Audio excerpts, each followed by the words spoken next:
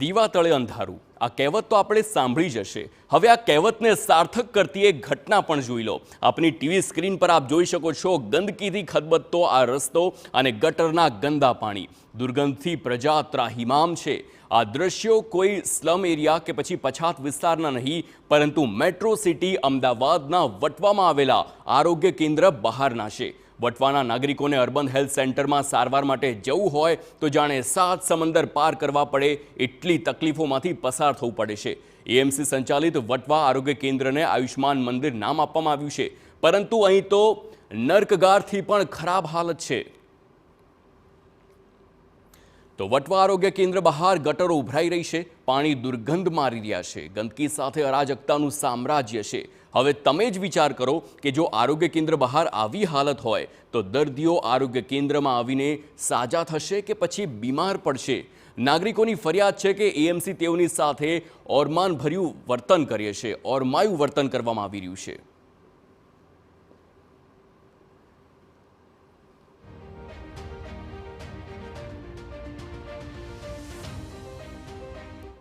હું હેલ્થ સેન્ટરમાં દવા લેવા તો સાહેબ, તો હેલ્થ સેન્ટરની સામે ગંદકી એટલી છે કે કોઈ લપટીને પડી જાય તો વાગી જાય, હાથ પાટે તૂટી જાય એવું છે, કોઈ પાંતીને પેલું જશે નહીં।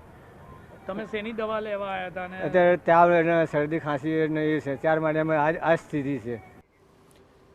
પ્રજા ફરિયાદ કરે અને તંત્ર આંખ આડા કાન કરે તે સમજી શકાય, પરંતુ જો સરકારી સ્ટાફ ફરિયાદ કરે અને એએમસીનું સ્ટાફની પણ ફરિયાદ ન સાંભળે તો? જી હા, વટવા આરોગ્ય કેન્દ્ર દ્વારા ઇજનેર વિભાગને જુલાઈ માસમાં ફરિયાદ કરી હતી। ફરિયાદકારને મહિનાઓ વીતી ગયા અને પરંતુ ન તો સ્થિતિ સુધરી છે કે ન પ્રશ્નનો ઉકેલ આવ્યો છે। અને આજે પણ વટવા આરોગ્ય કેન્દ્રના કર્મચારીઓ સહિત દર્દીઓ અને સ્થાનિકો એક વિકરાળ પ્રશ્ન સામે ઝઝૂમી રહ્યા છે।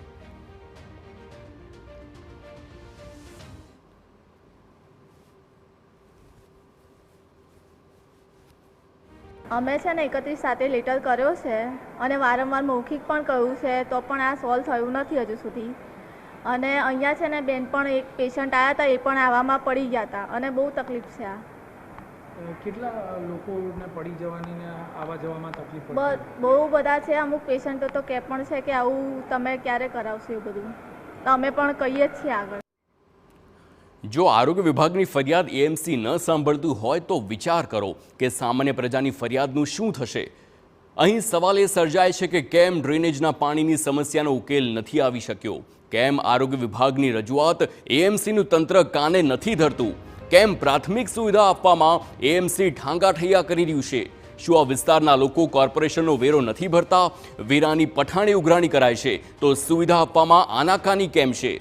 આશા રાખીએ કે TV9ના અહેવાલ બાદ એએમસીનું તંત્ર જાગે અને આયુષ્માન આરોગ્ય મંદિરને ગંદકીના પ્રશ્નમાંથી છુટકારો અપાવે।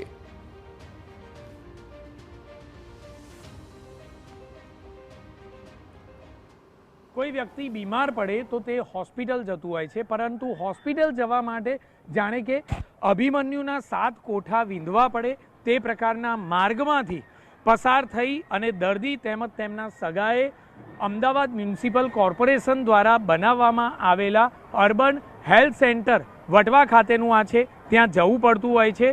આયુષ્યમાન આરોગ્ય મંદિર નામ આપવામાં આવ્યું છે, પરંતુ કદાચ આ આરોગ્ય મંદિરમાં જનાર વ્યક્તિનું આયુષ્ય ઘટી પણ જાય, કારણ કે જો તે લપસી પડે અને પડી જાય તો અન્ય કોઈ તકલીફ પણ ઊભી થાય અને તેના રામ રમી જાય, તે પ્રકારની સ્થિતિ આ માર્ગ પર જોવા મળી રહી છે। આખરે આ આયુષ્ય આરોગ્ય મંદિરમાં અનેક કોર્પોરેશનના કર્મચારીઓ કામ કરે છે। શા માટે આ કર્મચારીઓ જાગૃત નથી અને આ બાબતની ફરિયાદ પોતાના વિભાગને કરતા નથી? તે સૌથી મોટો પ્રશ્ન છે।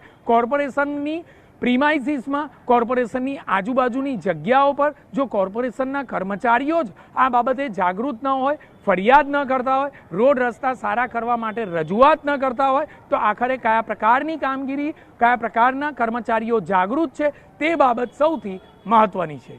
કેમેરામેન મનીષ ત્રિવેદી સાથે જિગ્નેશ પટેલ, TV9 અમદાવાદ। તો હવે વાત કરીશું આવાસના અંધેર વહીવટની।